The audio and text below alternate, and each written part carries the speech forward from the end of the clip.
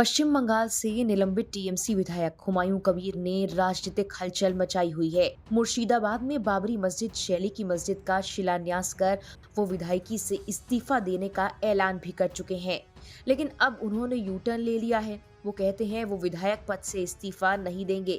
लेकिन बाबरी को लेकर चर्चा में आए हुमायूं कबीर आखिर हैं कौन? किसके पैसे से वो बाबरी मस्जिद की तर्ज पर एक संरचना बनाने की तैयारी में लग गए हैं? कितने करोड़ की संपत्ति के मालिक हैं हुमायूं कबीर? बताते हैं सब कुछ आपको इस वीडियो में। तृणमूल कांग्रेस से निष्कासित विधायक हुमायूं कबीर ने शनिवार को पश्चिम बंगाल के मुर्शिदाबाद में विवादों के बीच बाबरी मस्जिद के नाम पर एक मस्जिद की प्रतीकात्मक नींव रखी। बेलडांगा से सटे इलाके में सैकड़ों समर्थकों की मौजूदगी में उन्होंने फीता काट कर ये कदम उठाया। हुमायूं कबीर मुर्शिदाबाद की भरतपुर विधानसभा सीट से विधायक हैं और बीते कई दिनों से 6 दिसंबर को इस मस्जिद की नींव रखने का दावा करते आ रहे थे। 6 दिसंबर 1992 को अयोध्या में बाबरी मस्जिद ढहा दी गई थी। शिलान्यास के दौरान इलाके में सख्त सुरक्षा व्यवस्था देखी गई। रेजीनगर और बेलडांगा के आसपास बड़ी संख्या में पुलिस, रैपिड एक्शन फोर्स और केंद्रीय बल तैनात किए गए थे। बाबरी मस्जिद की नींव रखने के बाद हुमायूं कबीर ने समाचार एजेंसी एएनआई से कहा कि उन्होंने 1 साल पहले ही इस मस्जिद के निर्माण की घोषणा की थी। उनके मुताबिक 6 दिसंबर को दोपहर 1:10 पर बड़ी संख्या में लोग इस कार्यक्रम में पहुंचे। उन्होंने बताया कि मस्जिद के साथ इस्लामिक अस्पताल, medical college, hotel, restaurant, park और हेलीपैड बनाने की योजना है। हुमायूं कबीर के अनुसार ये करीब 300 करोड़ का प्रोजेक्ट है और उन्हें बड़ी संख्या में लोगों का समर्थन मिल रहा है और मस्जिद के लिए करोड़ों का चंदा आ चुका है। पार्टी से निष्कासन के बाद हुमायूं कबीर ने कहा था कि वो मस्जिद बनवाने का अपना फैसला नहीं बदलेंगे। उन्होंने 22 दिसंबर को नई राजनीतिक पार्टी बनाने का ऐलान भी किया था। 4 दिसंबर को तृणमूल कांग्रेस ने उन्हें पार्टी से निकाल दिया था। पार्टी का कहना था वो सांप्रदायिक राजनीति कर रहे हैं।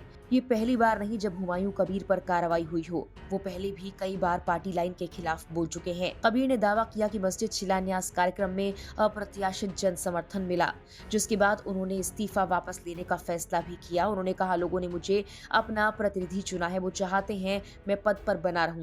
पहले उन्होंने 22 दिसंबर को एक नई पार्टी बनाने और उससे पहले इस्तीफा देने की घोषणा की थी, लेकिन अब यू टर्न हो चुका है। हुमायूं कबीर की आर्थिक स्थिति को लेकर भी खुलासा हुआ है। माय नेता वेबसाइट के मुताबिक 2021 के विधानसभा चुनाव से पहले दाखिल किए गए हलफनामे के अनुसार उनके पास कुल लगभग 3 करोड़ से ज्यादा की संपत्ति है। उनकी जायदाद में चल और अचल दोनों तरह की संपत्तियां शामिल हैं, जिनकी विस्तृत जानकारी दस्तावेज में दर्ज है। कबीर के चुनावी हलफनामे में कहा गया कि उनकी चल संपत्ति का कुल मूल्य लगभग 97 लाख के बराबर है। इसमें बैंक खातों का बैलेंस, नकद राशि, बीमा से जुड़ी योजनाएं, परिवार के नाम पर दर्ज वाहन शामिल है। उनके पास बड़े और महंगे वाहनों का भी बेड़ा है, जिनमें Tata safari, Scorpio, JCB machine और डंपर जैसे वाहन भी शामिल हैं। व्यवसायिक कामों में इस्तेमाल होने वाले उपकरण भी उनकी चल संपत्ति का हिस्सा है।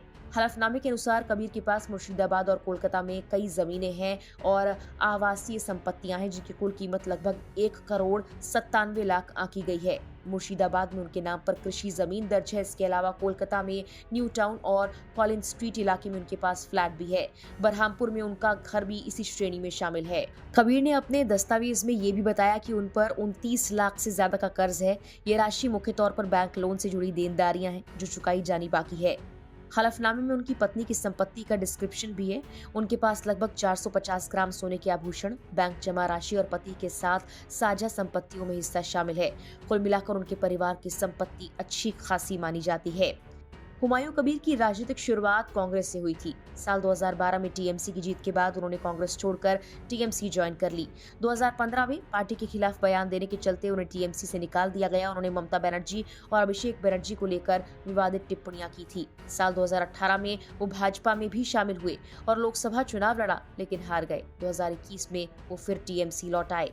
साल 2024 में उन्हें एक कारण बताओ नोटिस मिला। पार्टी के कहने पर माफी भी मांगनी पड़ी। एक विवादित बयान के चलते वो फिर चर्चा में रहे।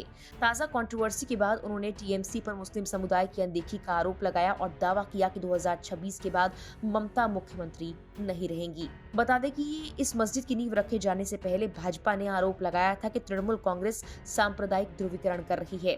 बीजेपी ने हुमायूं कबीर को निष्कासित किए जाने पर सवाल उठाते हुए कहा कि वो पहले भी हिंदुओं को चेतावनी वाले बयान जारी करते रहे हैं। ममता बनर्जी ने हुमायूं कबीर को उस वक्त क्यों निष्कासित नहीं किया जब उन्होंने कहा था कि मुर्शिदाबाद में 70% मुस्लिम रहते हैं और 30% हिंदू।